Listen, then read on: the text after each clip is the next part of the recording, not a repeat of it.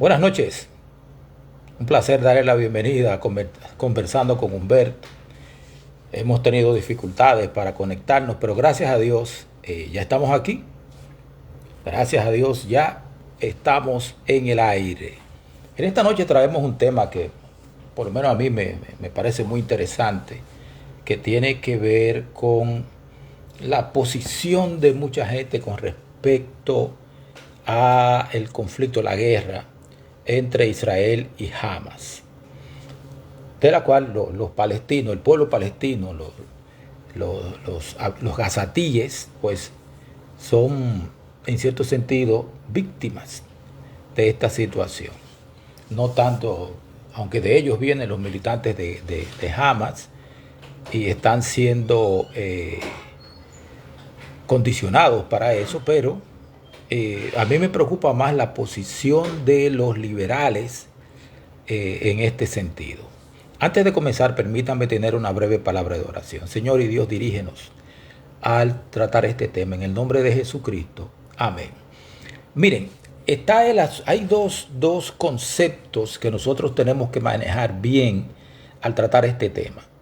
Uno tiene que ver con realpolitics, o sea, la política real, los resultados reales de las decisiones políticas, y otra tiene que ver con moral politics, o sea, la que no toma en cuenta los resultados reales, sino que se fija fundamentalmente en los aspectos morales. El débil contra el fuerte, David contra Goliat, el que está siendo ocupado contra el que ocupa, el invasor y todo eso. Todo ese tipo de cosas se toman en consideración en la moral política, aunque en la política moral no se considera, no se analiza a profundidad el carácter, las intenciones, los principios que la parte débil, quien defiende la parte supuestamente débil, ejecuta. En el caso de Israel y Hamas, los liberales en cualquier parte del mundo tienden a defender a Hamas y a los palestinos. Y llaman a Israel el invasor, el que está ocupando una tierra que no es de él y cosas así. Y no se detienen, los liberales no se detienen a ver que ellos no podrían vivir en Gaza, porque Hamas es quien controla, quien gobierna a Gaza. Y hay algunas cosas de estas que yo quisiera señalar. En primer lugar,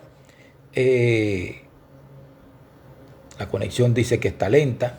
En primer lugar está el tema de quién es Hamas.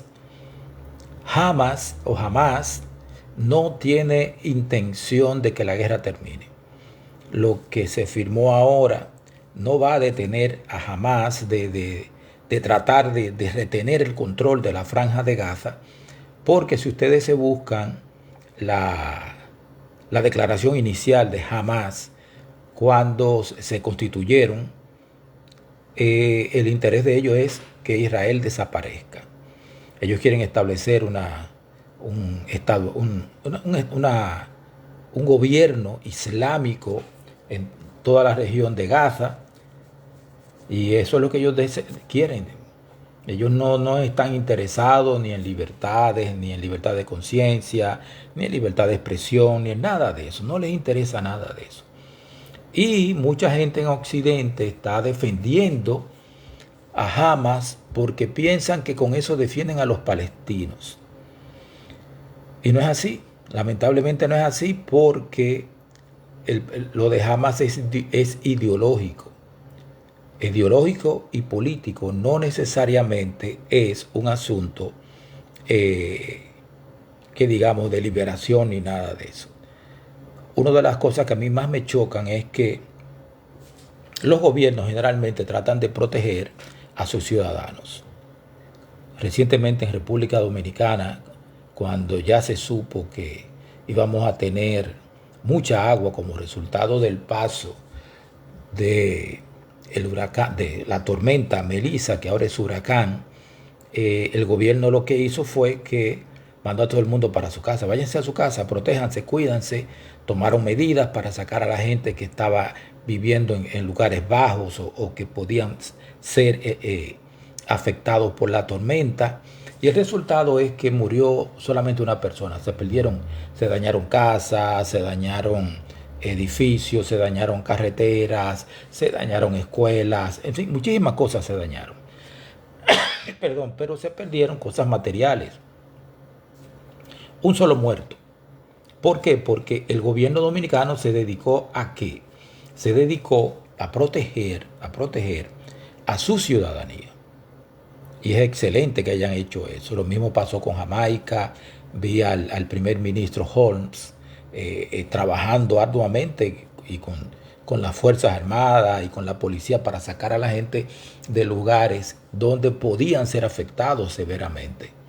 No sé cuántos muertos han habido en Jamaica, tengo que verificar eso. El caso es que los gobiernos se preocupan. Hey, Bernabé Lundi y Minerva Vejía, bienvenidos. El asunto es que los gobiernos se preocupan por proteger a sus ciudadanos, cuando no hay el interés de utilizar a los ciudadanos con otro fin. En el caso de Hamas, Hamas construyó túneles para proteger a sus militantes, no a su ciudadanía. Israel sí construye refugios para proteger a sus ciudadanos de los ataques que reciben. ¿A qué se debe esto? Porque la posición de Hamas es que mientras más civiles mueran, más apoyo van a tener de la comunidad internacional. Entonces, mientras en los bombardeos de Israel, mis bendiciones Minerva, en los bombardeos de Israel, en los combates, civiles mueren, para Hamas eso es un activo intangible porque la comunidad internacional va a atacar a Israel, lo va a acusar de genocidio, lo va a acusar de todo. O sea que les beneficia, a Hamas le beneficia la muerte de los gazatíes y la destrucción y todo eso le beneficia. Mientras ellos están dentro de los túneles protegidos y solamente salen cuando tienen la posibilidad de ganar en un combate, ellos dejan a los civiles fuera para que sufran las consecuencias de los bombardeos y los ataques israelíes. Y, por ejemplo, yo he visto grupos LGBT diciendo desde el río hasta el mar. Pero si los LGBT van a Gaza, tratan de vivir en Gaza o en Irán, saben que no van a vivir un día o dos, los van a eliminar. Entonces, yo no sé, yo no logro entenderlo, cómo usted, entendiendo que los gazatíes son los débiles, usted los pone, no le importa quién es que está peleando en la zona, usted dice, no, desde el río hasta el mar, que Israel desaparezca. Israel es una nación increíble. Lograron hacer del desierto un gran productor agrícola, son grandes productores de tecnología, en tecnología son una gran potencia y es una democracia liberal. Una democracia liberal donde el 20% de su población es árabe palestina. O sea, en el 48, cuando comenzó la guerra, hubieron muchos árabes palestinos que se quedaron en sus casas, en territorio de Israel, que le fue asignado a Israel por Naciones Unidas. Y no se fueron, se quedaron ahí. Ellos fueron hechos ciudadanos de Israel y sus descendientes también, con los mismos derechos que tienen los judíos. De hecho, hay partidos árabes palestinos, o creo que hay un partido árabe palestino en el parlamento israelí. Entonces, los que se fueron pensando que los países árabes iban a venir y iban a derrotar a Israel, lo iban a hacer desaparecer, esos son los que ahora viven en la Franja de Gaza y en Cisjordania. Y no son israelíes, porque no quisieron, o porque no quisieron establecer un Estado como la resolución 181 de Naciones Unidas estableció. Entonces, hay los liberales en Occidente salen a protestar se ponen la que fallé y se ponen todo ese tipo de cosas y gritan desde el río hasta el mar pidiendo la destrucción de la única democracia liberal y progresista que hay en la zona. Y no que yo esté de acuerdo con, con muchas de las cosas que hace el gobierno israelí. Yo personalmente no me siento a comerme un pastelito con Ben Gvir y con Smotrich, que son los extremistas, los más extremistas dentro del gobierno de Netanyahu.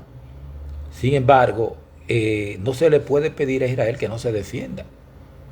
No se le puede pedir que no haga eso. Así como los gazatíes tienen derecho a vivir tranquilos en en su pedazo de tierra, así también los judíos tienen derecho a vivir ahí, en su tierra, en su propia tierra. Entonces, ese es el key del asunto. Ahora, el asunto es que mientras hayan grupos terroristas gobernando en Gaza o hayan grupos terroristas asociados a la autoridad palestina, los judíos nunca se van a sentir seguros y van a seguir avanzando hasta, por ejemplo, las alturas del Golán o el sur del Líbano. Los judíos están metidos, apropiaron de las alturas del Golán porque los sirios utilizaban constantemente las alturas del Golán para atacarlos. Hezbollah utilizaba el sur del Líbano para atacar a Israel. Entonces Israel tomó el sur del Líbano y también ocupó las alturas del Golán por cuestiones de seguridad. Si no hubiese habido esa insistencia en atacarlos, pues entonces todo el mundo viviera tranquilo en su lado. Pero constantemente hay ataques terroristas. Entonces, entre la moral politics y la real politics, yo me quedo con la real politics. Yo me quedo con que yo no viviría en un gobierno de Hamas, yo no viviría ahí. Yo sé que los palestinos sufren y todo eso, y los palestinos pudieran también ser rehenes de Hamas, porque quien se les revela a ellos lo fusilan. Y la gente, tú dirás, no, pero ellos salieron a celebrar cuando el 7 de octubre, sí, mucha gente, muchos palestinos salieron a celebrar. Y es cierto que los niños palestinos están siendo indoctrinados por los extremistas de Hamas y ese tipo de cosas. Bendecida noche, Norma Mar de Villamán. Es cierto que están siendo indoctrinados. Entonces, el asunto es que Hamas no debería estar gobernando. Los palestinos necesitan un gobierno que les asegure paz, desarrollo, progreso. Eso necesitan los palestinos, vivir tranquilos. Y por lo visto, no se le va a dar el asunto desde el río hasta el mar, por mucho que los estudiantes hayan marchado en las calles de Nueva York, por mucho que hayan marchado en Chicago y tomado las universidades y todo eso. El caso es que Netanyahu no se detuvo, no se detuvo. Y hay que tomar en consideración que hasta el 6 de octubre había paz entre Hamas e Israel, perdón. Así que entre la moral politics de pensar que Hamas es bueno y que está defendiendo una causa justa, y la real politics de que Israel ya existe, que está allí y tiene la fuerza y los medios para defenderse, y los palestinos están sufriendo porque su gobierno ha decidido continuar con una guerra que no le está beneficiando al pueblo palestino. Entonces yo prefiero la real politics. Yo prefiero que Israel permanezca, es la única democracia que hay ahí. Hay alguna gente que dice, no, porque si Israel cae, Egipto tiene el control del canal de Suez. Si Israel cae, Egipto va a perder el canal de Suez porque Egipto no es parte del eje de la resistencia que dirige Irán. Los hermanos musulmanes se van a rebelar contra Egipto y Irán los va a apoyar y van a sacar al gobierno de Al-Sisi o cualquier gobierno que trate de ser neutral en Egipto y se van a quedar con el canal de Suez. Y los problemas que estamos teniendo ahora con los hutíes en Bab el Mandeb, los vamos a tener en la parte mediterránea, en la entrada mediterránea del canal de Suez. Por lo tanto, a la hora de analizar este tipo de situaciones, tenemos que ver quiénes son los actores. ¿Quiénes son los actores? Y no estoy defendiendo a Israel desde el punto de vista religioso. Yo no creo, Israel no es el pueblo elegido de Dios. No lo es. Israel sí es una democracia brillante que se ha desarrollado después de la cosa terrible, o sea, los eventos terribles del Holocausto, de la Alemania nazi. Ellos han logrado construir una nación poderosa. Así que eso era lo que yo quería decirles esta noche, que a la hora de hacer análisis, de analizar situaciones, piensen detenidamente.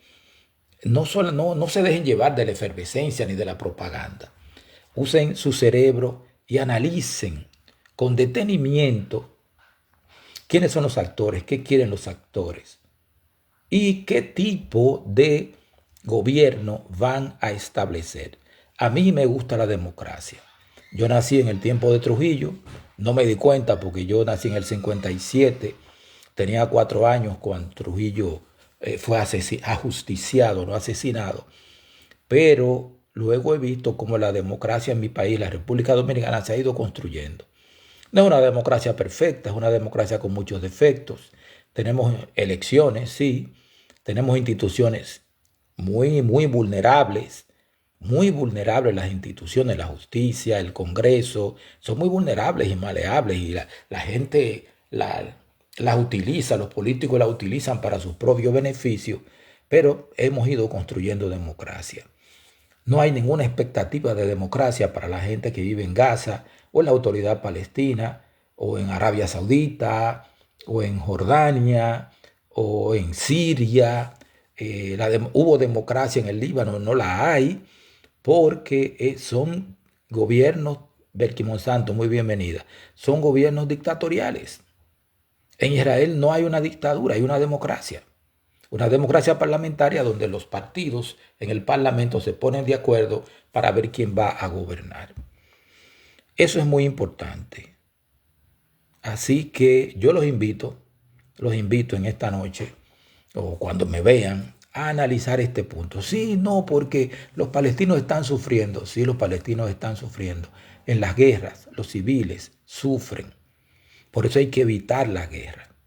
Hay una resolución, la 181, del año de 1947, donde se divide Palestina en 2 estados, el Estado de Israel y el Estado palestino.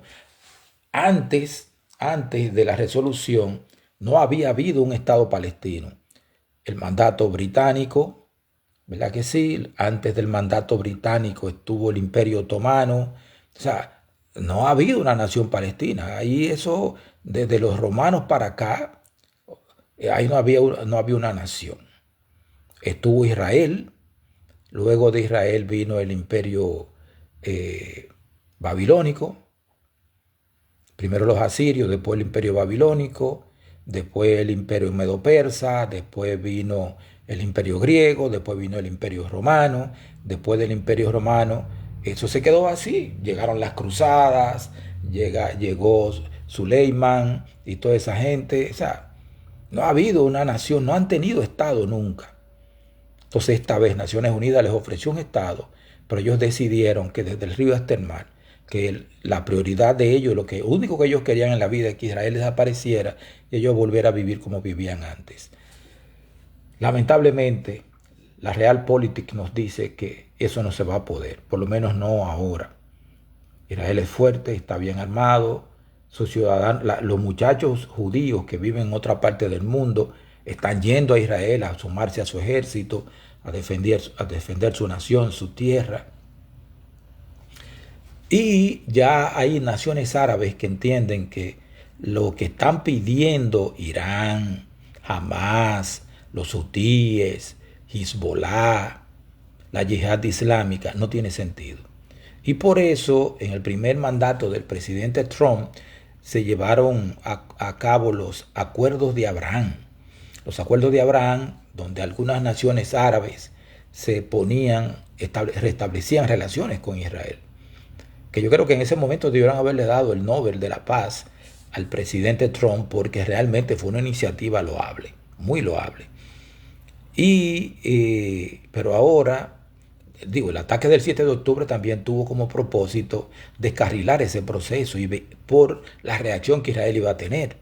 Porque usted no puede pensar que si te secuestraron más de 200 personas y te mataron 1.200, Israel se iba a quedar, iba a ir con claveles y jazmines y flores a Gaza a pedir y a llorar y a suplicar que le devolvieran los rehenes, cuando el propósito de los dirigentes de Hamas era precisamente herir para que Israel reaccionara y también de obtener rehenes para negociar todos los prisioneros, cerca de 2.000 prisioneros condenados por delitos de terrorismo que había en las cárceles de Israel. Así que usted me puede, no sé qué me puede alegar, no sé qué. Que son más débiles, los palestinos están sufriendo. Su gobierno se metió en una guerra que no debió haber iniciado. Y yo no estoy de acuerdo con la ocupación que están haciendo dirigentes políticos israelíes de Cisjordania. No estoy de acuerdo con eso. Eso es territorio de los palestinos. Déjeselo. Y sálgase de ahí. Eso es lo que yo pienso. Pero Smotrich, Ben Gvir y esa gente son ultranacionalistas, ultraortodoxos y piensan de esa manera. Así que muchas gracias por sacar de su tiempo para escucharme. Mi otro celular se negó a transmitir, así que estamos transmitiendo desde mi Samsung. Muchas gracias, pasen buenas noches, que Dios les bendiga.